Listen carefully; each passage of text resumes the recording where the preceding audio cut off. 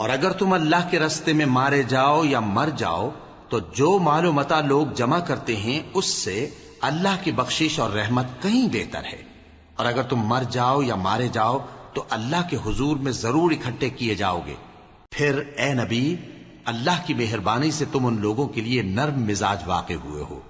اور اگر تم بدخو اور سخت دل ہوتے تو یہ تمہارے پاس سے بھاگ کھڑے ہوتے۔ سو ان کو معاف کر دو اور ان کے لیے اللہ سے مغفرت مانگو، اور اپنے کاموں میں ان سے مشورت لیا کرو،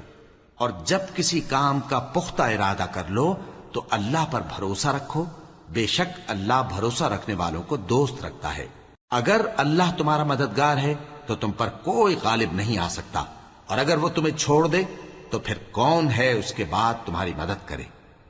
اور مومنوں کو تو چاہیے کہ اللہ ہی پر بھروسہ رکھیں، اور کبھی نہیں ہو سکتا کہ کوئی پیغمبر خیانت کرے،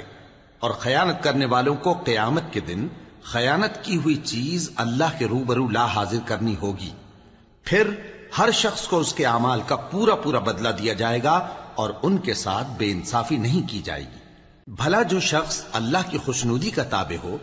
وہ اس شخص کی طرح ہو سکتا ہے جو اللہ کی ناخوشی میں گرفتار ہو، اور جس کا ٹھکانہ دوزخ ہے اور وہ برا ٹھکانہ ہے۔ سب لوگوں کے اللہ کے ہاں مختلف درجے ہیں، اور اللہ ان کے سب اعمال دیکھ رہا ہے۔ اللہ نے مومنوں پر یقیناً احسان کیا ہے کہ ان میں انہی میں سے ایک پیغمبر بھیجے جو ان کو اللہ کی آیتیں پڑھ پڑھ کر سناتے اور ان کو پاک کرتے اور انہیں کتاب و حکمت کی تعلیم دیتے ہیں، اور پہلے تو یہ لوگ کھلی گمراہی میں تھے،